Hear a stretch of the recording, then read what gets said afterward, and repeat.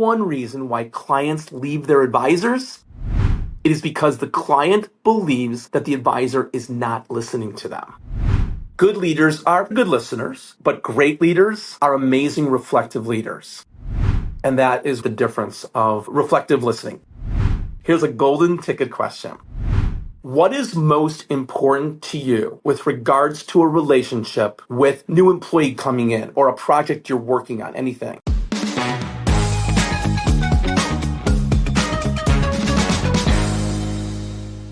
Welcome to another episode of Better Business, Better Life. I'm your host, Debra Chantry-Taylor, and I'm passionate about helping entrepreneurs lead their ideal lives by creating better businesses.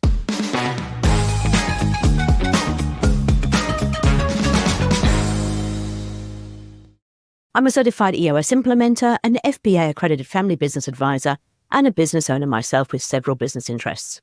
I work with established business owners and their leadership teams to help them live their ideal entrepreneurial life using EOS, the Entrepreneurial Operating System. My guests come onto the show to authentically share the highs and lows of creating a successful business and how they've turned things around in their business and their life using EOS tools of traction. Or sometimes they can be experts that can actually offer help with business or life.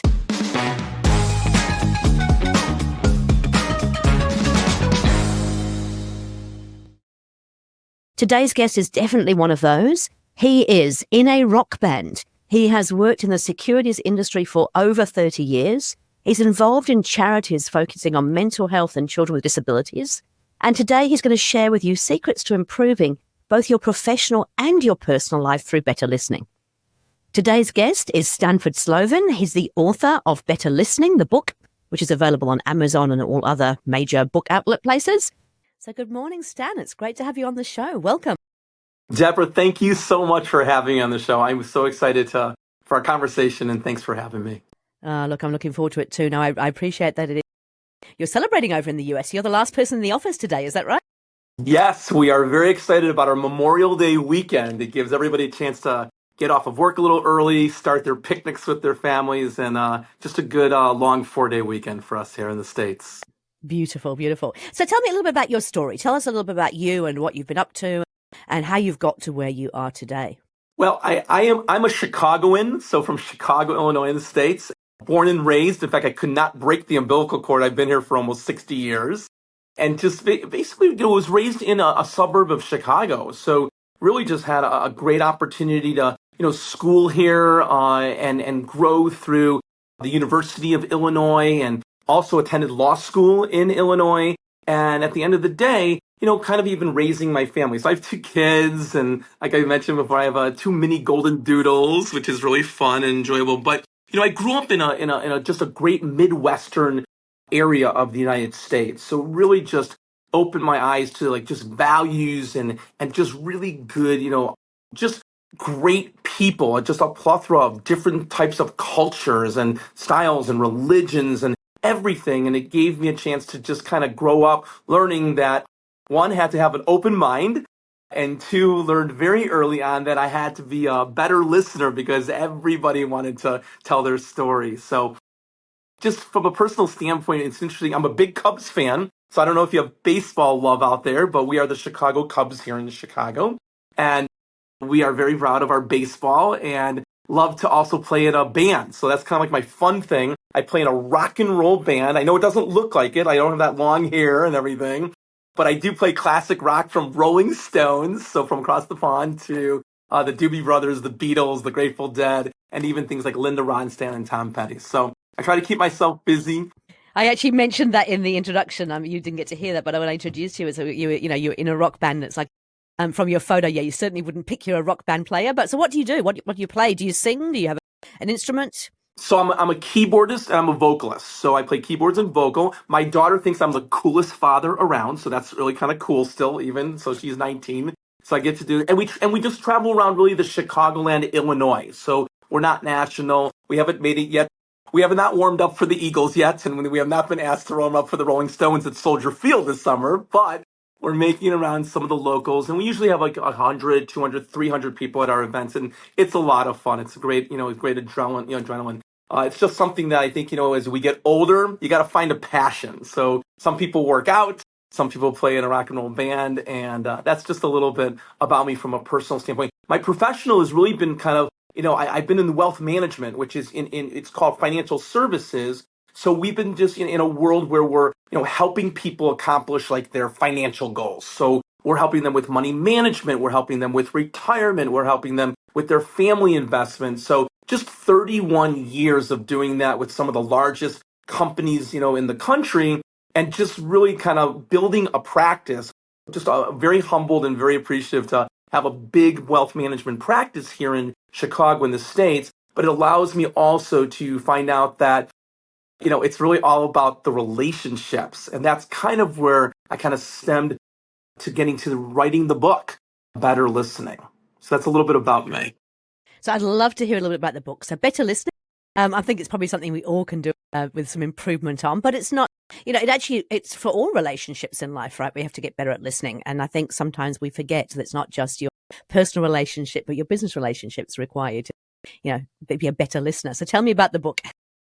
Yeah. So, I've been in the industry for 30 years. So 15 years in the industry, I was at one of these conferences, and this gentleman on the stage looked at the 400 of the financial advisors and looked at us and said, "You are all response mode advisors. You don't listen to your customers." I was like, wait a minute, I've been doing this, kind of successful. I listen, I'm supposed to give advice and all that, and I realized it hit me that we really were not hearing and listening to what was most important to our clients, to our relationships. In fact, I was hearing myself, I was realizing, oh my gosh, I'm not a good listener. It was very humbling. It was an eye opener because clients would say like, no, you're not really hearing this, or you're not really understanding, or, you're not really getting what we're trying to say. And then it's funny because then I would get home and my wife would say, you're just not getting this. You're not just hearing this. You just don't know what I'm, And I realized that this was a universal issue, that people are in a response mode society. There's no pause. There's no reflection. There's no true empathy today. And with our world so crazed with, culture changes, political changes, religious changes, societal changes, everybody is just cutting off each other. We're just not letting others finish what they're talking about. We're actually thinking about what we want to say next while the other person is still actually talking. And I realized we're just all hijacking conversations and we're not letting people empty their bucket. And that's really where I realized, boy, this book is needed. It's needed for me. It's needed for not just people professionally, but it really also, I realized it was needed for people in their personal relationships as well. And that was the start of it. Okay, great. And so when did the book launch?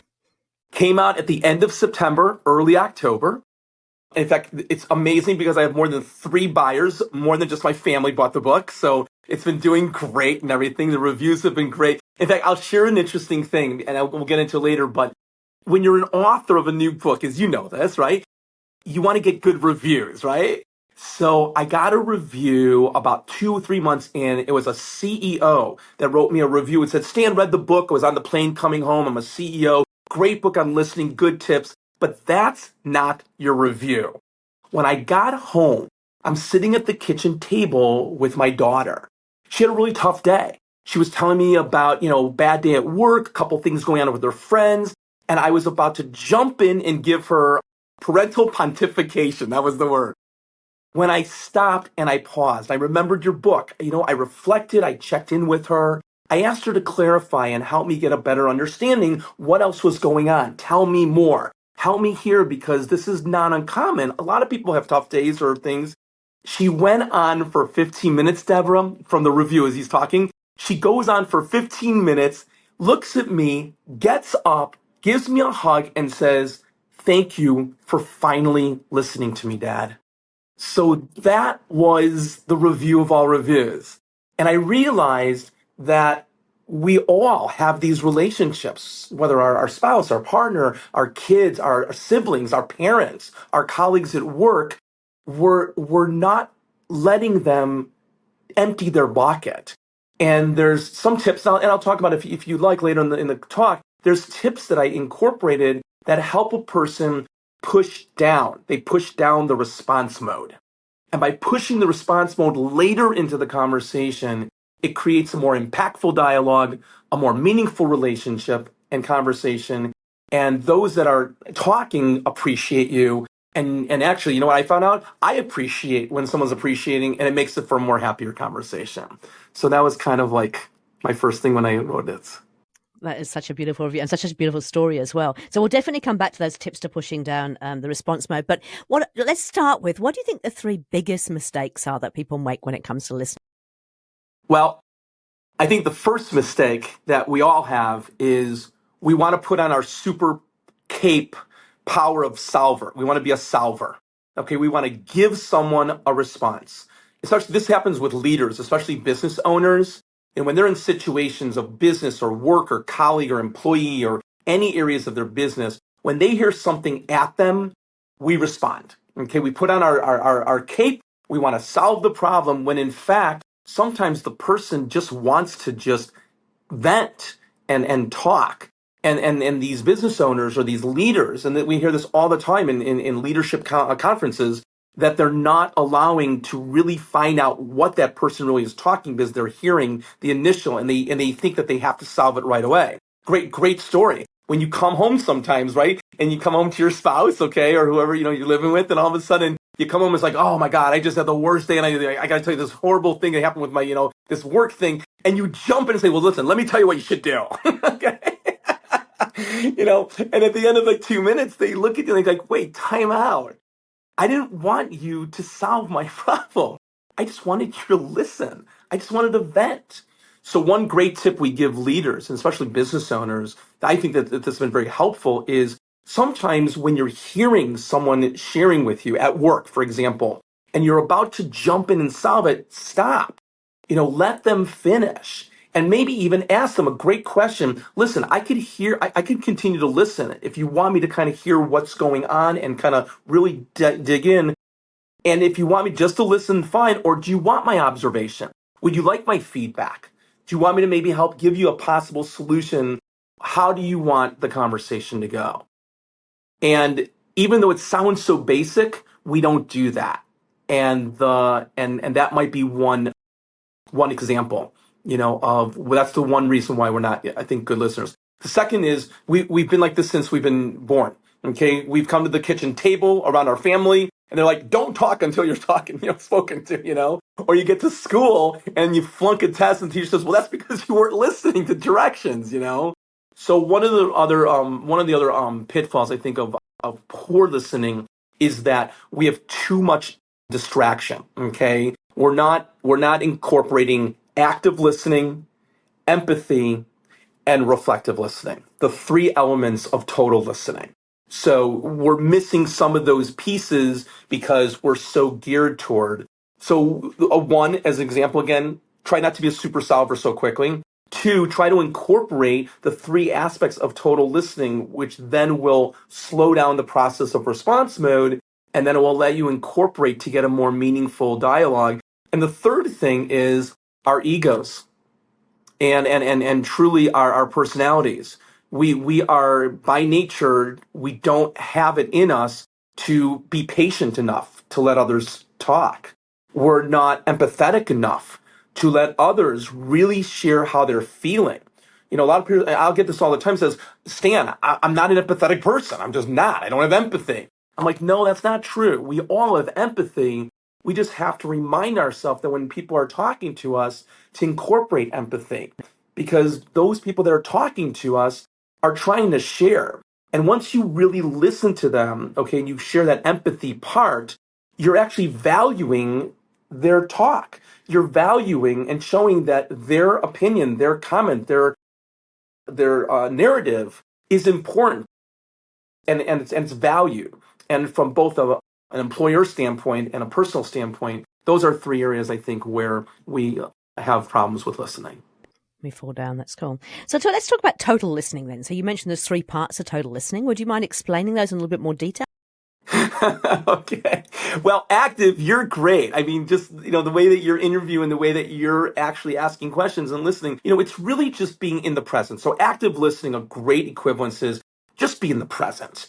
Okay, when you're talking to someone, try your best to minimize the distractions. We know what they are. It's the tweets and it's the emails, it's the texts, it's the computers, it's the TV in the background, it's the conversation. I mean, I can go on and on. This is a society of distractions. So one way is to improve on your active listening, keep that eye contact, leaning in a little bit, nodding occasionally, maybe breaking up and just making sure that you heard what the person is saying, trying to not focus on other where distractions where you have to. And by the way, if you have to take a call, let the person know before sitting down. Hey, listen, I know we're going to be talking about this. I may have to take a text because I'm waiting for something important. I just hope that's okay. Number one, it shows consideration and respect. And number two, it allows you to break from so that if there is a distraction, it doesn't distract from the conversation because expectations have been created in the beginning. So active listening is just your typical, and they've written thousands of books on active listening. We just have to remember that the most important part is to limit your distractions. Yeah. So I want to explore that a little bit further because I know that I'm very guilty of this, right? I get distracted by I'm an entrepreneur, right? So bright shiny things. Oh look, and anything that I'm a bit ADHD, so I sort of see things pop on my phone. Or must go answer that. I'm learning more and more about how to, be present. But there are times when your mind just kind of goes off and you're not really paying attention. How do you pick up on that? What can you do to kind of re-engage if you're not paying much attention?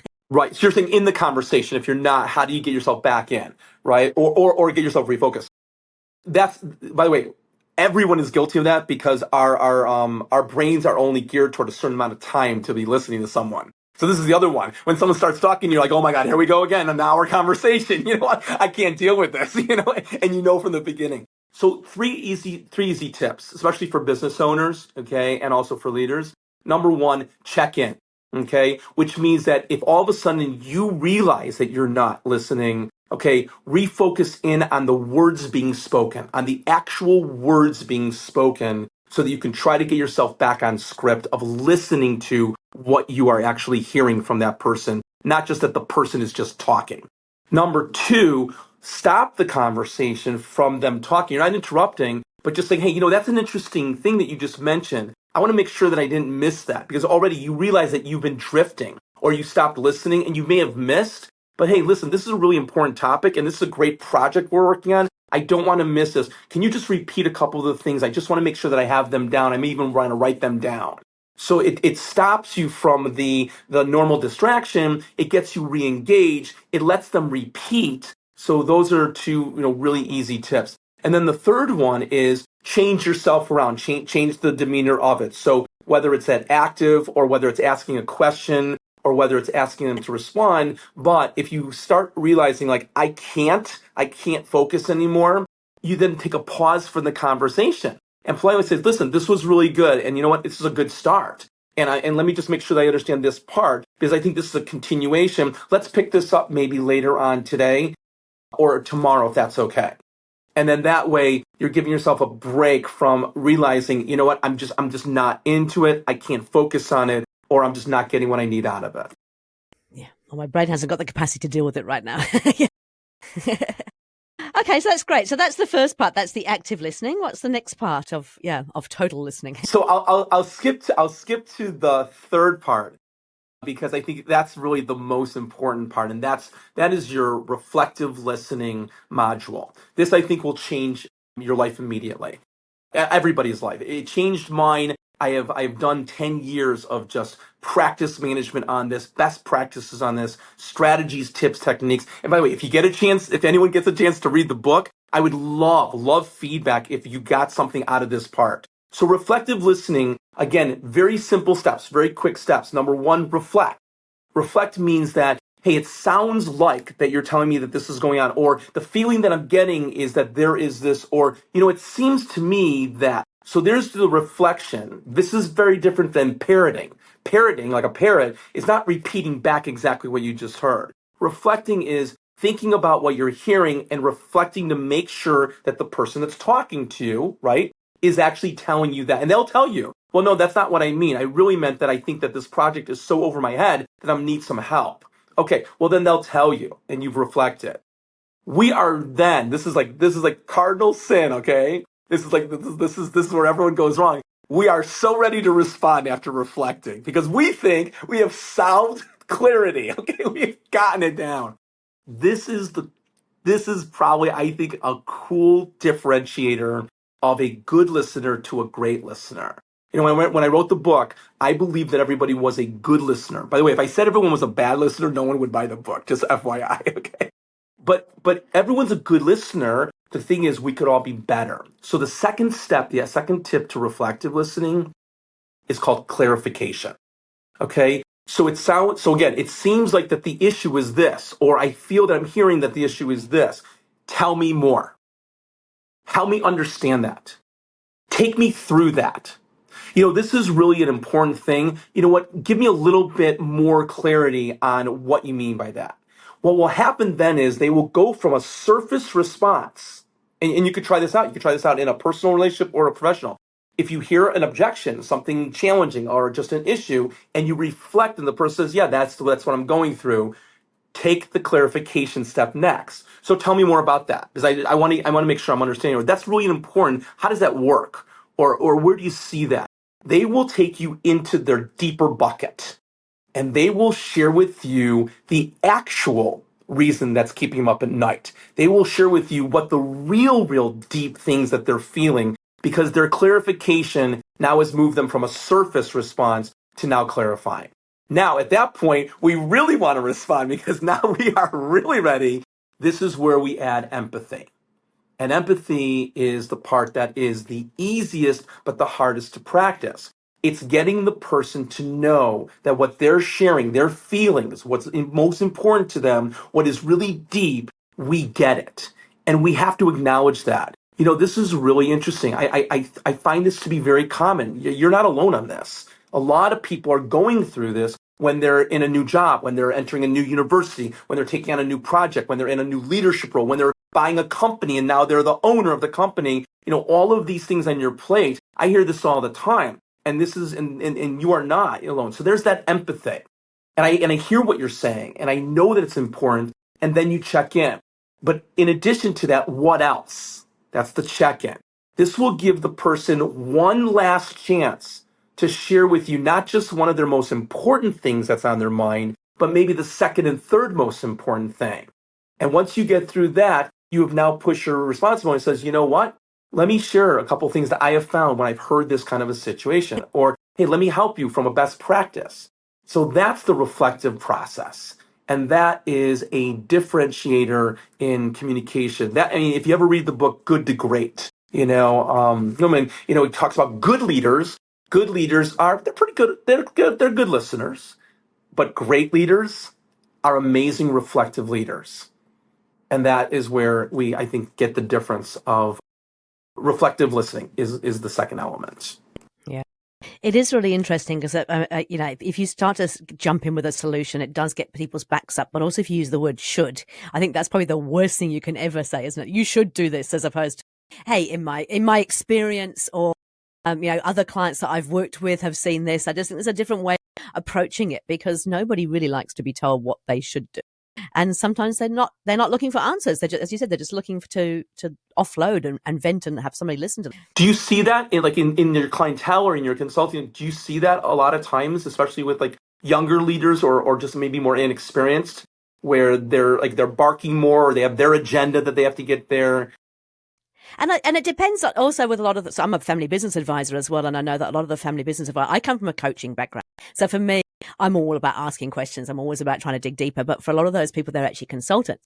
And of course, consultants are paid to tell you what to do, which means that in all the conversations they have, they tend to want to jump straight to a solution and tell you how to solve it. So it's really interesting just to I think, basic coaching skills, basic listening skills can help anybody in their role, and particularly as leaders, because then you get a chance to, really get to understand your people. You don't have to win the badge for the person who can answer the most questions.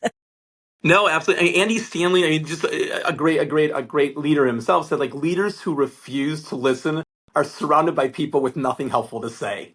And it's funny because the premise of the book is that we're listening to respond versus listening to understand. If there was one takeaway I would share with all of the listeners today, especially all the leaders and business owners, if we could just understand and grasp that one, and that is, we really currently we're listening to respond versus listening to understand. If we could change that, if we could start listening to others to understand versus listening to respond, it will change the whole dynamics of not only the conversation, but you may learn more. You may find out, some of the things that you thought you knew, but you didn't know because you gave that other person or that conversation a chance to develop, to mature, to strengthen. And at the end of the day, that helps you, especially in a business, productivity, profitability, retention, all of the things that business owners want to do. They ask all the time, especially in our world. Oh my gosh, we are the worst listeners. Wealth managers, okay, financial advisors, worst listeners. And Cerilli, though that's our survey group in the States, every year comes out the number one reason why clients leave their advisors, number one, is not performance. It is because the client believes that the advisor is not listening to them. Wow. Yeah, that's huge, isn't it? Yeah, it's interesting. I was just thinking while you were saying that, I've got a pen in my hand and I've been writing things down.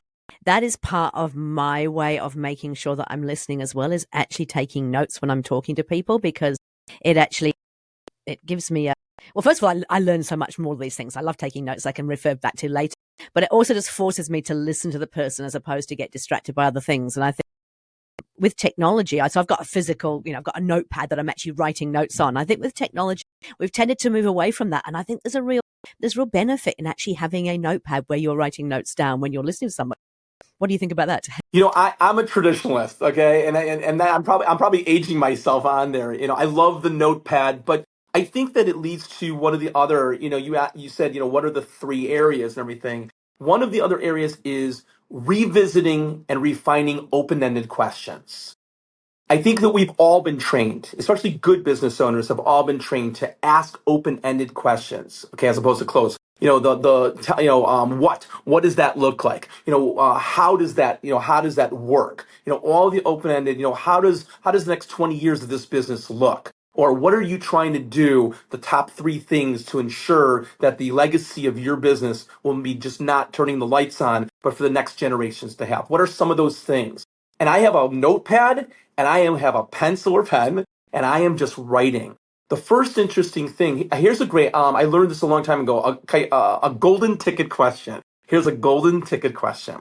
What is most important to you with regards to a relationship with a fill in the blank, a wealth manager, a lawyer, an accountant, a realtor? What's most important? In fact, here, I'll even share. If I said to you, Deborah, what's most important to you with regards to a relationship when you have someone on your podcast? What's most important to you in that dialogue? What would they be? What would be like one or two things? So I guess I would want them to obviously be prepared to share a lot of information and be willing to help.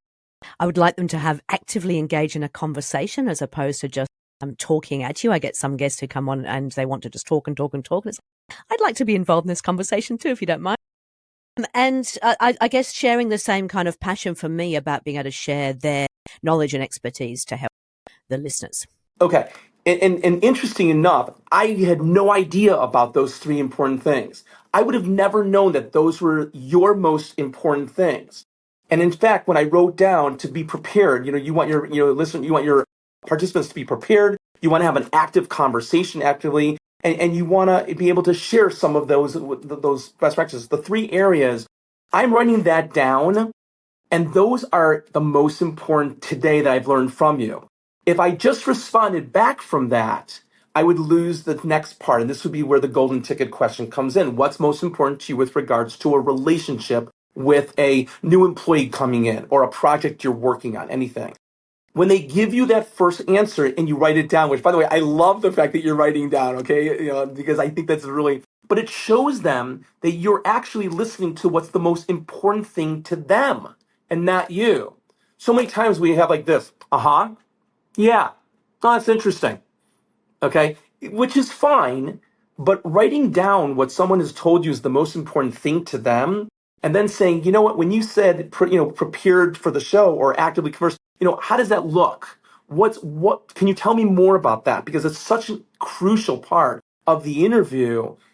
And if I allowed you to go on and continue, then I'm finding out not only what's important, but now I'm getting really deep into how that works for you. What is important to you? And that I think is a great question to incorporate for any of your business owners or any of your leaders to really incorporate somewhere in their early conversation the question, well, this is all great and we covered a lot today, but let me ask you this. What's most important to you with regards to a relationship with working with me on this project? And then let them tell you and write it down and dig deeper. And then from there, create your proposal or your follow-up with those three answers, because it will be the cornerstone and infrastructure to a great relationship, I believe. That's gold, and it really is a golden ticket. And I know I use a similar kind of methodology when I'm actually looking to work with a client. First of all, I'm listening because I really want to understand if we have got a match and if we can do it. But then I'm listening to what's really important to them.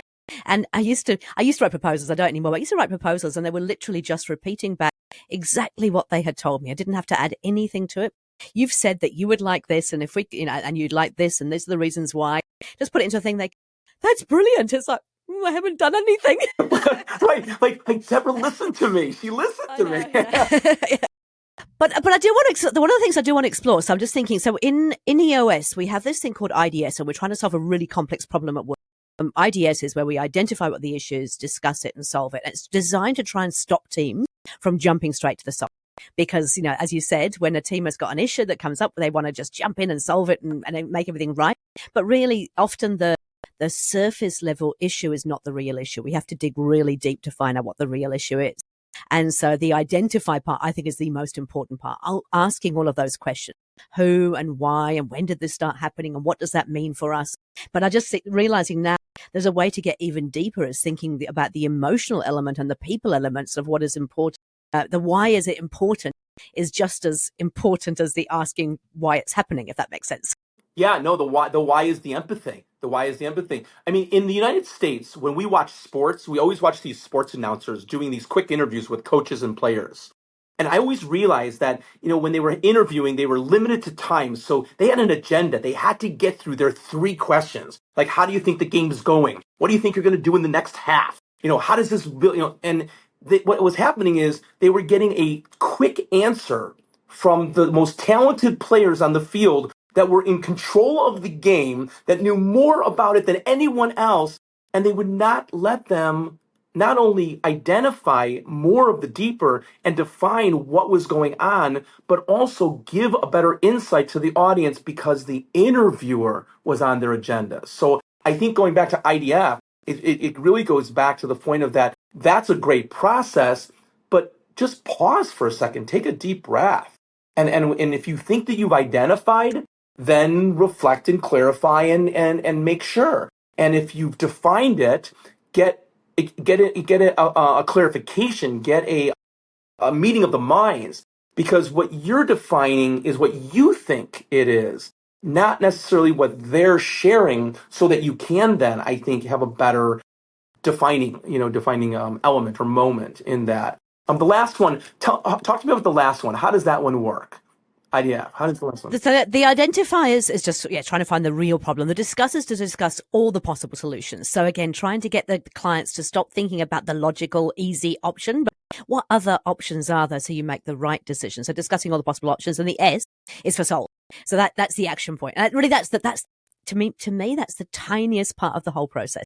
That's once you've had all the discussion, you've identified the real issue, had the discussions, talked about all the possible solutions. The solve is an action point. What do we need to do next? What are the next steps we need to take? But of course, as humans, people want to jump straight to the solve, which is the solution, or they want to spend a lot of time discussing, but they haven't really got to the bottom of what the issue was. Yeah, no. I think this goes back to the discussion part. It's interesting because you're saying the discussion part is really the most important part, and yet we don't spend enough time on that. We go to the solving part because we have to share our expertise and tell everybody how great that we know what's going on, And I'm joking, obviously I'm joking, but I think that, it's a great eye opener where the better listening techniques that we talked about could help it could help in that in the identifying and the discussion part. I think that it really would elongate more. And again, that would be the goal. That would be a great goal, is to try to extend those more And then again, like you said, the solving just comes naturally then. It becomes almost obvious because now you have a much better understanding. You've discussed it more. You also allowed others to really share their expertise or their best practices or their experiences, and also their challenges. That's another great question that we always forget about is like, you identify and you discuss it, but we forget to say like, well, then what happens? What could go wrong? What do you see are some of the things that can go wrong? Or what have you experienced where it does not go, well, or there's been some challenges or obstacles or bubbles, in the road? I'd like to hear that. Well, it could be just, cost, or it could be labor, or it could be just regulation. Well, tell me about that. Because I know those are big areas, but it sounds like you have maybe had experience in those 3 years. What do you think of those three are going to be our biggest challenge? And all of a sudden, you think, you probably have 90% of knowledge. It's that 10% piece. I love this. Owners and leaders say this all the time. We think that we know 90% of everything. It's that 10% that differentiates us from getting the contract and not getting the contract, from getting the deal and not getting the deal, because that's the competitive edge. Yeah, absolutely. It's probably similar to what we used to do. I was part of Entrepreneurs Organization, and in our forum, we would talk about the point of getting together with a peer group was to actually get to the 5% you never really get to with anybody else. And that was really about going deep, sharing experiences. We were actually taught active listening, and so we could get to the real understanding what was going on for them, and then sharing from your experiences as opposed to theory. Because I think also a lot of people are like, I've read a book, I want to tell you about what I read in the book. And it's like, yep, that's great. Books are great. Don't get me wrong, love books. But at the end of the day, I can't read a book and then suddenly become a brain surgeon. You've got to actually have some experience of doing it. And so sharing experiences just has a lot more meaning for people, because you can say, in my experience, when we did this, this is what happened. You're not saying you should, you ought to, or this is what the book said you should do. It's more about sharing those real life things. Yeah, we were talking before that, not only is it professionally, but it also in relationships. I'll tell you, I think that we're seeing this really have a tough effect. COVID, obviously national COVID, the world COVID thing, getting back to normality and new norm, just both work and personal has put really pressure on businesses, families, emotional. There's so many aspects that we don't even know about that we'll study in cases 20, 30 years from now. But I will tell you the most common basic element of improving and listening, and that is trying also, in the most positive way I say this, is to be a little bit more respectful and considerate in your conversations. A simple example is I was at dinner about a month ago with like 4 or 5 couples, and I'm sitting, and one of the couples, okay, the wife is telling a story. It's a great story, about where they went and this trip and everything. And the husband looks at her and goes, no, we didn't really go. It wasn't countryside. It was a little bit more, urban. It was more getting to the city. And she looked at him. She goes, okay, well, we enjoyed this trip. We were going into the urban. Anyways, we stopped and we had a great little place. It was a cute little restaurant. He goes, no, it wasn't cute. First of all, it was a big place. She finally looked at him. She goes, do you want to tell the story? Like, do you want to tell the story? And that happens all the time. That we don't realize that we're looking for the fault. This is another one I think that owners of businesses have to be really careful on, and leaders. We say 1,000 things in a conversation, but our ears are so sensitized that if something is just off keel or not to the exact, we look for the faults, and we're looking to correct people all the time. And we're looking to to explain, no, that's not right. And I'm not talking about fundamental, big comments. I'm talking about minor things that really doesn't have to thwart the big picture of the conversation. And I always say to people, it's like, listen, you have to realize that not every single thing is perfect, but you have to be careful on criticizing or making a person feel bad, or eventually they'll go silent because they don't like to be put down. They don't like to be stopped. They don't like to be told, what are you saying? And it's a really uncomfortable. So at the dinner party, I was in the car coming home, and I realized, I'm like, you know what? That is not going to be me. I'm not going to do that, The other one is the trip. I see this all the time. A person comes home from a trip from Europe and starts telling a group of people that they loved Spain, and someone jumps in and says, oh my God, we were also in Madrid, and we went to Barcelona. I love the tapas. It's amazing. Well, you realize the person didn't even have a chance to share the trip, because you had to get in and tell them that you went to that same place, or you were at that restaurant, or, oh, I drive that car, And this is a natural thing where when we're in conversations with groups of friends and family, just pause. Okay, we don't have to compete to talk all the time and to be the talker of the conversation. Sometimes it's almost better to let other people, because number one, you'll make other people feel good that they can share. And number two, anything you say, it's a great line. Larry King said this. Larry King, who was the great spokesman, right? He had a great thing. He says, I remind myself every day that nothing I say today will teach me anything. So I won't learn by talking, so I might as well listen more. And I think that that's a great thing when you're, in friends and family and social settings. So it is interesting. So why do we do that as humans? Because, you see it all the time. Somebody starts talking, everybody else wants to tell them about where they've been and what they've done. Is that an inherent thing that is in human nature, do you think? Or is it something that's been taught through the ages? I just wonder where that comes from. I always say, I don't know. I can't say I know the exact answer. I will say that, a question that comes up all the time is, they'll say, is better listening a learned trait, or do we get that actually, from birth? Is it in us? Is it just part of our demeanor, our personality, our makeup? And I think it's a little bit of both. I think it is a little bit of both. There are certain personalities, and we know this, A-type, very strong, and they need their opinion heard, and they're the talker. They're always talking. And then you have the other one where you've learned to use some of these techniques to pause, to listen, to reflect, to empathize, So I think that it's a combination of both. I think the reason why, and I not scientific, but just more of some best practice experience, I think it's because we're used to a society that cuts each other off all the time. When you're in a conversation with friends, okay, you'll notice that the level of volume goes higher and higher and higher. And everyone is like cutting off each other and responding. And like there's no rhyme or reason. And we're so used to competing for airtime, okay, that we're used to cutting people off. It's acceptable. It's part of society. No one calls us on it unless it's called on us. And then it's usually someone's hurt. Okay, and someone has been really affected, and someone has been really. That's why employees leave. Now, again, another number one reason why they don't feel valued. They don't feel heard. They don't feel that their opinion really matters. They don't feel that they're being listened to, and they're not really given the chance to share with the team, with the company, with the group. Great leaders of small businesses. In fact, if you have all the small business owners, and I say small, they're all getting bigger and bigger and more successful and successful. As they get bigger and bigger and more successful, they should be listening more. They're thinking that they're getting bigger and successful because, it's because of me, I did it, look what I did, look what I made, It's not. It's the team around them.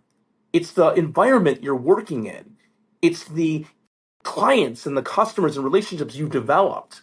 It's all of the vendors that you work well with, that like working with you. Again, a great piece, likability.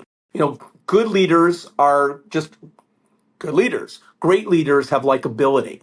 Okay, and likability is someone likes to come into work and be around you. Someone wants to work hard for you. So those are some of the reasons why does this happen? Because it's allowed to happen. It's a societal thing.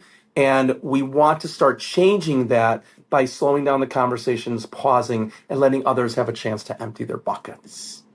Why do you think? Why do you think? I'm just curious. Oh, what do I think? Yeah, I do think that, I can only reflect on my own experiences, but I guess that growing up, in order to be seen and to be heard, or to feel like you were part of the community, you did have to put your views out there. And so it was almost like it's a competition. We're competitive by nature. And I'm quite a strong competitive person anyway, but I don't know. I wonder if it's just maybe people haven't been heard particularly much, and they feel like they need to speak out to be heard more. I don't know. I love that you're competitive one. I didn't even think about that. That's a good one, because I think you're right. We are competitive, especially in conversations where news comes up or opinions come up. Who's the smartest. Here's one interesting thing. It's in the book as well, and I think it's also in our world. And I strongly believe this.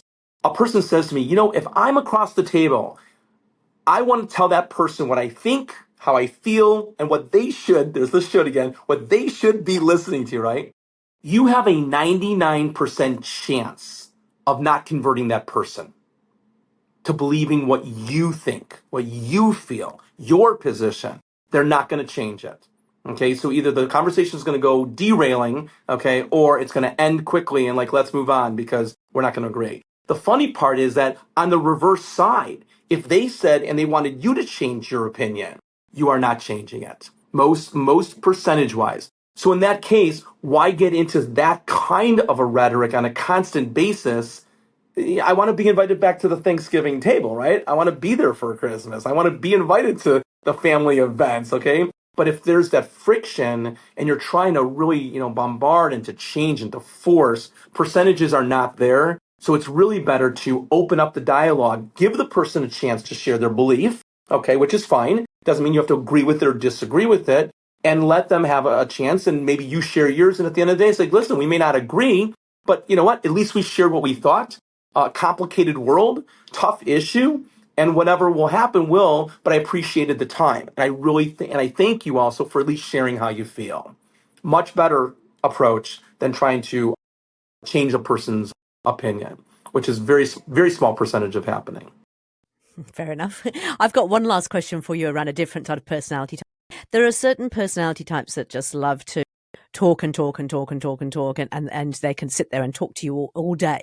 So obviously we want to listen and we want to understand what they're feeling and what their views are. There comes a point where we're busy people and we have to get on with other things. How does one still be a good listener and be empathetic and be prepared to, but at the same time be conscious of the fact that there's other things to do? All right, that's chapter 13, okay? Is it? Excellent. So if you want to find out, yeah. No, that actually, and that happens, the talker, as my daughter says, Dad, for God's sake, get to the point, okay? All that. It happens both in professional and personal, but it has to be dealt with differently. And this is a very, very, it's a sensitive area because we know what's going on. We're in a conversation that's never ending, okay? And we are also losing our focus. But we also want to be considerate and respectful, and we also want to try to figure out how to move on or stop it. So a couple of things, and I mentioned it a little bit earlier. In the personal relationship, you have to remember that you're dealing with family, friend, or a personal relationship. So it's a different set of concerns, even though same principle. Okay, elongated, won't stop talking. You have to find a break. Okay, and then even if you create the break, and that's the one thing you have to do is you have to create a break. So create that break in where it says, oh, wait, hold on one second. Hold on. You just mentioned something important. That's really interesting. You said that the other employees are not really helping you finish this project. Okay. And by the way, that's important. And I got to tell you, I want to take that down. In fact, you also covered a couple other things, and we'll get to that. But that one's an important one. I'm going to identify that one, and I want to continue this conversation. I have a couple other things I'm doing, but a few things that I'm taking is this and this. Is that right? And then that's the check-in. So you get to check in on kind of like what was said. You created the break. You gave the respect to the person by acknowledging that they said is important or noted. Noted. I hear the complaint. I hear that you don't like the lunchroom. Okay, and you want more food choices. Okay, and you've gone on now for 30 minutes. I wouldn't say the 30-minute one, but at the end of the day, you're looking and saying, listen, this is a big concern because a lot of people, want different choices. And this is what I'm hearing. So let me do this. Let me work on that. I have a couple other things I need to get to. Okay. But that's an important one. And I also heard you also mention that, you want easier access in, the hours of easier access into that room. I'm just making this up. So there you've kind of refreshed it. You stopped them. You broke, you acknowledged, you complimented, and then you're done. And you're done. And that way, no hard feelings, no like, what? You don't want to hear the rest of my 3 hours or what? So they still feel like they've been heard, and you've got a bit of time to come reconvene if there's something important that needs to come out. Correct. And that. The second one is the person that knows they're going into a conversation with a person that won't stop talking. Okay? So now you have like that prejudge of like, okay, I just lost you in the first 14 seconds, okay? Because I know this is going to be really long, and I know like that. So a great way of going into it is give an expectation and give a clarification to that person. And when you're sitting down, they come into the room, it's like, hey, you got a quick minute? First of all, it's never a quick minute, okay? They come in, You could say, of course I do, but let me just tell you, I do have to hop on a call in about 5 or 10 minutes. So yeah, sit down, please sit down. But I only have 5 minutes. What's going on? You've given them mentally, a person that's used to talking a long time, now a time frame. Okay. You've given them parameters. You've given them, or if you're going to get into a conversation, you know that person is a long-winded person, and you want them to talk to you. Hey, I want a briefing of this report. I want a briefing of this project. I want a briefing of this, of this contract we're going over. But here's the thing. I only have 10 minutes, okay? Because I have a couple things I have to get to that are important. So listen, in the next 10 minutes, can you just break it down for me? What you'll do is you'll force them with expectation levels early on to understand that they're not getting into a long conversation and they only have 10 minutes to say what they need to say. So those are two ways. Yeah, so setting some boundaries and just saying, these are kind of the outcomes we want to get. We've got a limited time frame, setting some boundaries around that so they're mentally prepared that that's what they've got to speak in, yeah?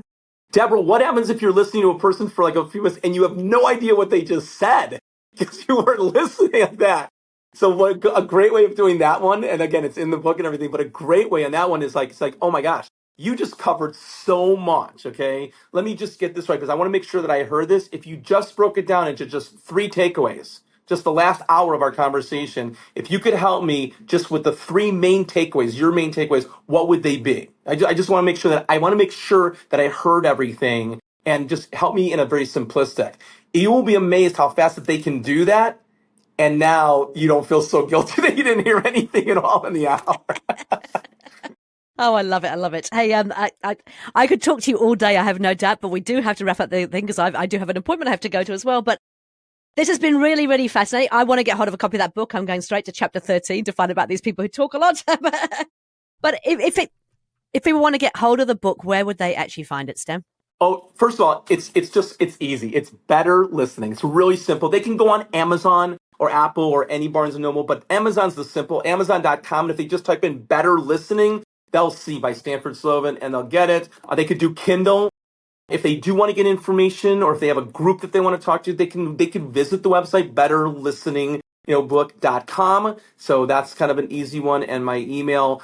But most importantly, if they do have a chance to read, like I said before, if they get a good nugget or they took something or they get a great experience, I would love to hear feedback because I'm constantly learning and I'm trying to always also be a better listener as well.